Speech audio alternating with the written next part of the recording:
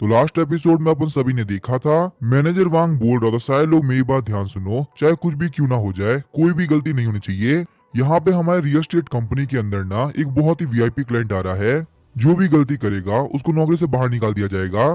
साथ ही मैनेजर वांग बोलते miss siren guest को अटेंड करने में कोई भी गलती नहीं होनी चाहिए। मिस सेरन बोलते सर मुझे एक बात है ये कि हमारे पास में गेस्ट की कोई फोटो है, फोटो होने पे ना पहचानने में बिल्कुल गलती नहीं होने वाली, मैं बिल्कुल सही बंदे को अटेंड करूंगी। मैनेजर वांग बोलते मिस्टर माइकल एक मिस्टीरियस टाइकून है, तो इसी वजह से हमारे पास में कोई फोटो अवेलेबल नहीं है। लेकिन बिल्कुल भी टेंशन मतलब ऐसे बंदे की ना एक बहुत ही कमाल की प्रेजेंस होती है।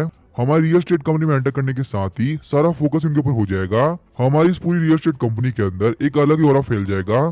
तुम समझ सकती हो ना एक मल्टी बिलियनर का ऑरा कितना खतरनाक हो सकता है। वैसे तुम यहाँ पे सीएस टीम के अंदर काफी टाइम से हो, पर तुम्हें इतनी छोटी सी बात नहीं पता। मिस शेरन बोलते सर मुझे माफ कर दीजिए, मैं समझ गई। उसके बाद मैनेजर वांग बोलते मेरी बात ध्यान सुनो, यहाँ पे इतनी धूल क्या कर रही है, तुम लोगों ने बिल्कुल भी सही से काम नहीं किया ना, मैंने कहा था कोई भी गलती नहीं होनी चाहिए। चलो यहाँ पे फटाफट से आओ और इसे साफ करो। तुम लोग को नौकरी से बाहर निकलना है क्या? वो सारे लोग बोलते ठीक है सर, हम भी साफ कर देते हैं और आप बिल्कुल भी टेंशन मत लिए मिस्टर माइकल के सामने हमसे कोई भी गलती नहीं होने वाली। तो अभी हम देखते हैं बाहर रियल एस्टेट कंपनी के सामने एक टैक्सी आके रुकती है। टैक्सी के अंदर से माइकल बाहर निकलते हुए बोलता है काफी कमाल की बात है, फाइनली मैं यहाँ पहुंच गया। मैंने यहाँ पे इस रियल एस्टेट कंपनी के पास से $300 मिलियन का विला खरीदा है, तो मैं भी यहाँ पे देखना चाहता हूँ आखिर ये मेरी किस तरह से रिस्पेक्ट करते हैं। वैसे अगर मैं यहाँ के सीनरी को ध्यान से देखूँ ना, तो स्वान बे की रियल एस्टेट कंपनी सच में काफी कमाल की है।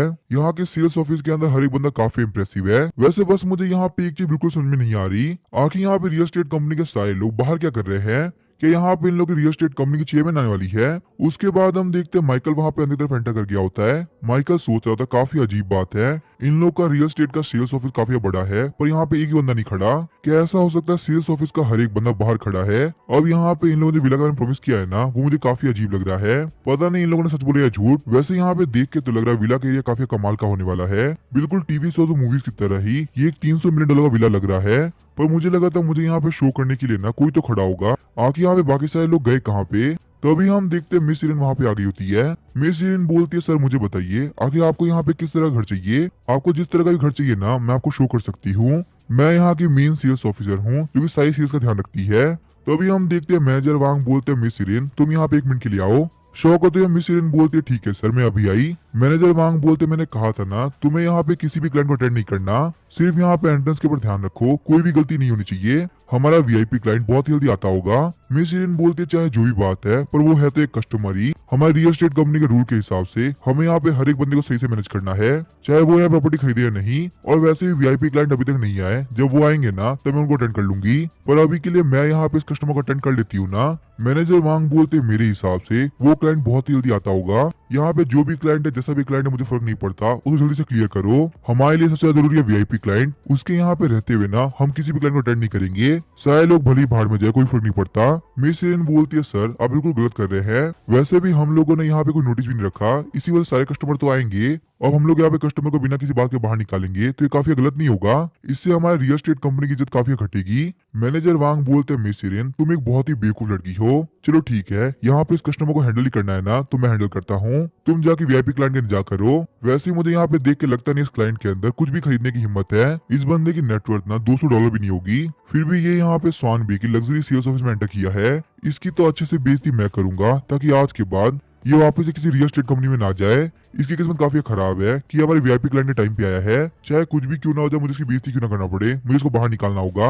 ये हमारे रियल एस्टेट कंपनी के सेल्स ऑफिस के अंदर एक कचरा लग रहा है जो कि हमारी कंपनी की ब्यूटी को खराब करेगा। तभी मैनेजर वांग बोलते कुछ लोग को ना अपनी औकात का पता होना चाहिए, अगर आप यहाँ पे जगह अफोर्ड नहीं कर सकते तो यहाँ पे सारे लोगों का टाइम वेस्ट करने का कोई मतलब नहीं, क्योंकि वैसे भी स्वान भी रियल एस्टेट कंपनी छोटे मोटे घर नहीं बनाती, उनका एक एक घर ना बहुत ही कीमती होता है, जितनी तो कुछ लोग की औकात भी नहीं होती। अगर आपको सच में यहाँ पे घर खरीदना है ना तो जल्दी से खरीद लो, हमारे पास ज्यादा टाइम नहीं है, क्योंकि यहाँ पे वैसे भी इतने महंगे महंगे घर है कि आप जितना देखोगे उतना कंफ्यूज होगे, क्योंकि हर एक घर आपकी औकात के बाहर ही होगा। और अगर आप कोई भी घर समझ में नहीं आ रहा ना और आपकी औकात नहीं इसको खरीदने की, तो चुपचाप से बाहर निकल जाओ, हमारा टाइम वेस्ट मत करो। माइकल बोलता है मैनेजर वांग मेरी बात ध्यान सुनो, क्या तुम मुझसे बात कर रहे हो? क्या तुम्हें पता भी है मैं कौन हूँ? तो ये मैनेजर वांग बोलते मिस सीरिन यहाँ पे आओ, यहाँ पे बहुत सारी डस्ट लग गई है, फटाफट से इस प्रॉपर्टी को साफ कर दो। हमारे जो वीआईपी क्लाइंट है ना वो यहाँ पे आते ही होंगे, अगर यहाँ की क्लीनिंग को देख के उन्होंने कोई क्वेश्चन उठाया तो आगे हम लोग क्या करेंगे? और साथ ही में यहाँ पे हमारे शोरूम के जितना भी कचरा है ना उन सबको बाहर निकाल दो। वैसे भी स्वान बे के लग्जरी शोरूम के अंदर कचरे लोग ठीक नहीं लगते। माइकल बोलता है मैंने यहाँ पे टच किया ताकि मैं चेक कर सकूं, अगर मैं इसको ध्यान से चेक नहीं करूंगा तो मुझे कैसे पता चलेगा कि आखिर यहाँ पे ये घर मेरे लायक है भी या नहीं। और क्या तुम्हें यहाँ पे नहीं लगता अपने कस्टमर से तुम काफी एरोगेंटली बिहेव कर रहे हो? किस में यहाँ पे स्वानबे रियल एस्टेट कंपनी सारे लोगों से ऐसी बिहेव करती है? मैनेजर वांग बोलते, मैं सही से बोलूँ ना, तुम्हें देख के लगता नहीं है कि तुम्हारे पास में $200 भी होंगे। और तुम यहाँ पे जिस घर के मॉडल को छू रहे हो ना, वो $300 मिलियन का है, जो कि तुम्हारी औकात के बाहर है। क्या तुम यहाँ पे इस घर को अफोर्ड भी कर सकते हो? मैंने तुम्हारे को बहुत सारे ताने मारे पर तुमने मेरी बात नहीं समझी। क्या तुम्हें यहाँ पे खुला होकर बोलना पड़ेगा कि यहाँ से बाहर निकल जाओ? हमारा एक बहुत ही स्पेशल गेस्ट आने वाला है, हमारा टाइम वेस्ट मत करो।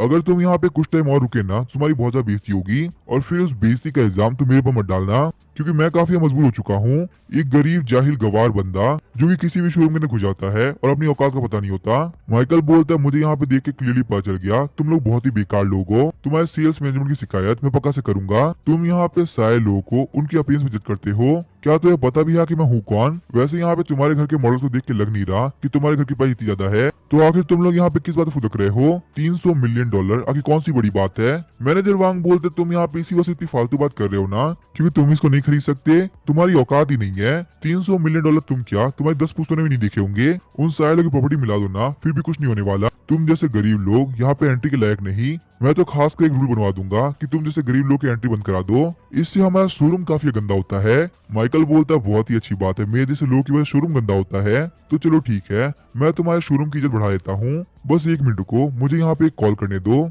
और तुम यहाँ पे बातें सुन सको इसी वजह से ना, मैं यहाँ पे कॉल भी स्पीकर पे रखता हूँ, ताकि तुम्हें यहाँ पे हर एक बात बिल्कुल क्लियरली सुनाई दे और हम लोग के बीच में कोई भी गलतफहमी ना बचे। फिर तुम यहाँ पे डिसाइड करना मैं तुम्हारे शोरूम के अंदर आगे क्या खरीदने के लायक हूँ। फोन उठाने के साथ ही वो लेडी बोल रही थी, मिस्टर माइकल, क्या आप यहाँ पे सेल्स ऑफिस पहुंच गए?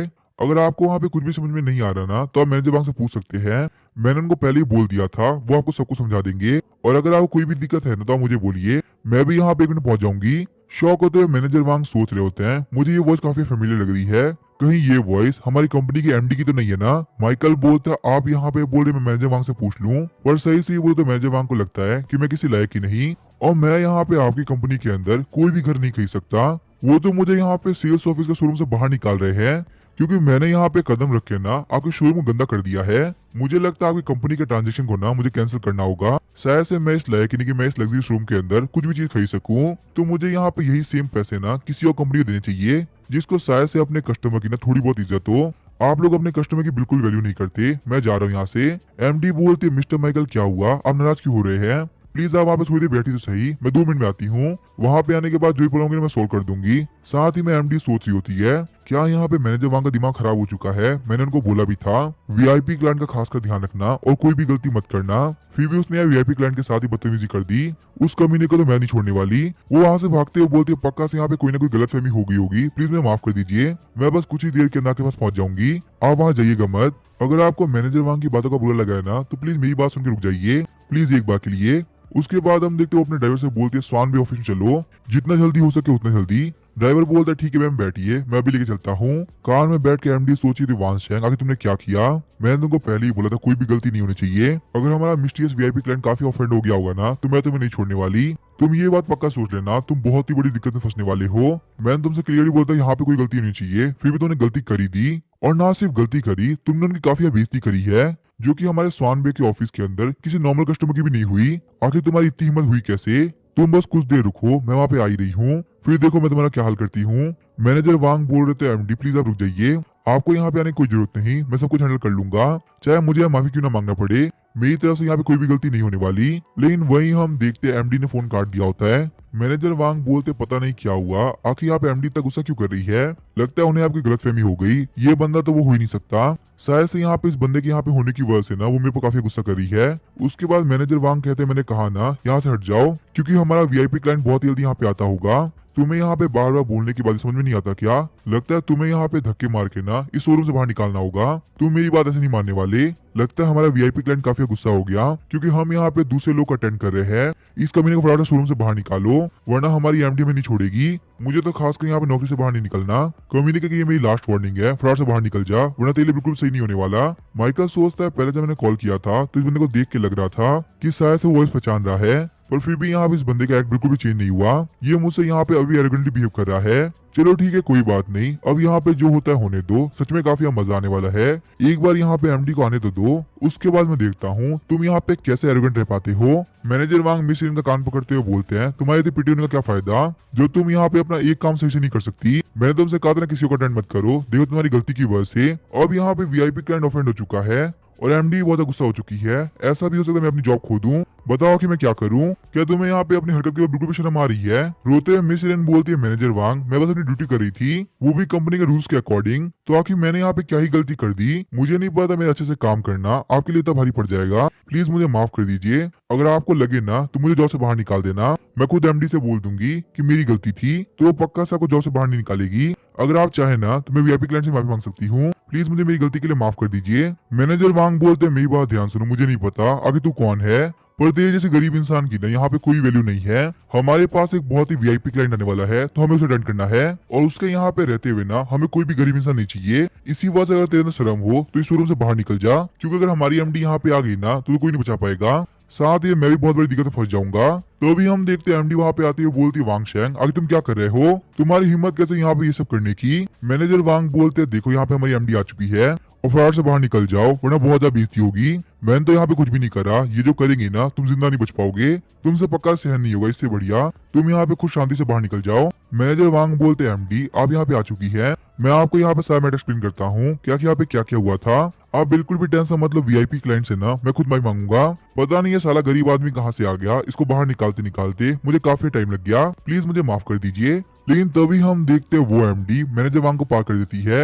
ये सब देख के मैनेजर वांग काफी शॉक हो गए होते हैं। मैनेजर वांग सोचते पक्का से यहाँ पे इस गरीब बंदे को देख के एमडी काफी गुस्सा हो गई।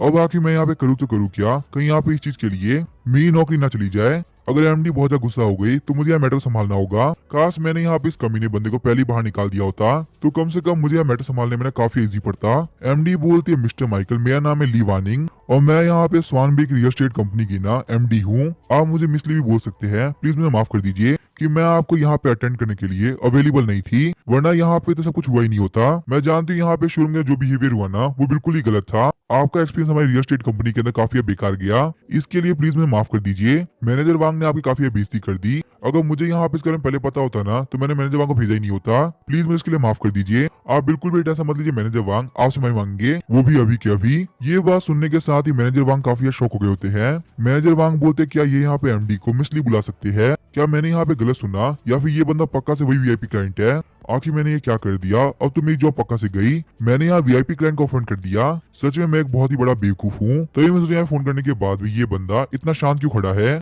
और फोन पे जो लेडी बात कर रही थी उसकी आवाज इतनी फेमिलियर क्यों लग रही थी। क्यों वो लेडी कोई और नहीं बल्कि हमारी एमडी थी। मिस ली बोलती, आप बिल्कुल भी टेंशन मत लीजिए, हम यहाँ पे अपने लोग को बिल्कुल सही से मैनेज करेंगे ताकि आगे चल के ऐसी कोई भी दिक्कत ना हो। हमारी कंपनी का खास कर रूल है वो यहाँ पे गरीब और अमीर के बीच में बिल्कुल भी डिफरेंस नहीं करती। पता नहीं यहाँ पे इस कमीने मैनेजर वांग ने ये सब कैसे कर दिया। यहाँ पे ऐसे बिहेवियर के लिए मैं जितना माफी मांगू उतना कम है। प्लीज मिस्टर माइकल हमें माफ कर दीजिए। ऐसी गलती हमारी कंपनी की तरफ से ना वापस कभी नहीं होगी। हमारे साथ में ये कॉन्टेक्ट मत तोड़ना। ये सारी बात सुनकर मिस इरिन काफी शॉक हो गई होती है। मिस इरिन सोचती है तो ये वो वीआईपी क्लाइंट जिसका हम लोग वेट कर रहे थे। सच में यहाँ पे ये बंदा तो बहुत ही सिंपल है। ये यहाँ पे नॉर्मल कपड़े पहन के आ गया। इस बंदे के अंदर ना बिल्कुल भी एरोगेंस नहीं है। जैसी इमेज मेरे माइंड में वीआईपी क्लाइंट को लेके थी ना वैसे बिल्कुल भी नहीं रही। मुझे लगा था वो बंदा बहुत ही एरोगेंट होगा और वो यहाँ पे किसी बंदे से बिल्कुल सही से बात नहीं करेगा, पर ये बंदा तो बहुत ही अच्छा निकला।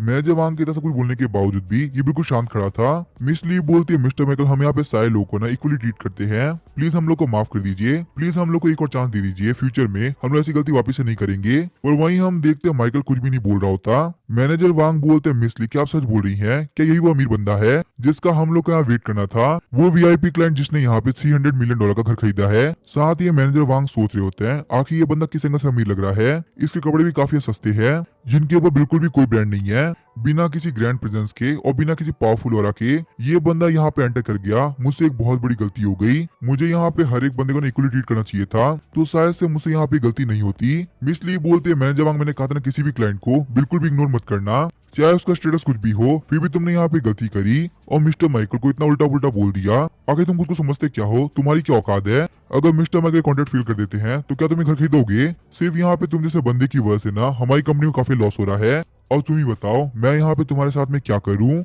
मैनेजर वांग सोच रहे होते हैं मैं तो गया काम से। मैंने यहाँ पे जिंदगी में सबसे बड़ी गलती करी है, एक वीआईपी क्लाइंट को अंडरएस्टिमेट करके। तुम्हारे अंदर बहुत ही एरोगेंस आ चुका है ना प्रॉपर्टी बेच बेच के। मुझे लगता है तुम जैसे बिलियनर की हमारी कंपनी कोई जरूरत नहीं। तुम अपने आप में एक ब्रांड हो जिसके लिए $300 मिलियन क्लाइंट कुछ वैल्यू नहीं रखता। हमें यहाँ पे नॉन होशियार बंदे चाहिए, तुम डेढ़ होशियार हो। इसी वजह से यहाँ पे हमारी कंपनी ना तुम्हारे लायक नहीं है। एक काम करिए मैनेजर वांग, कल से ना आप हमारी कंपनी मत आइए। आपके जैसे extra rich, extra talented, multi billionaire supreme king को हम नहीं संभाल सकते। हमारी कंपनी इतनी लायक ही नहीं है कि वो यहाँ पे आपको जॉब दे सके।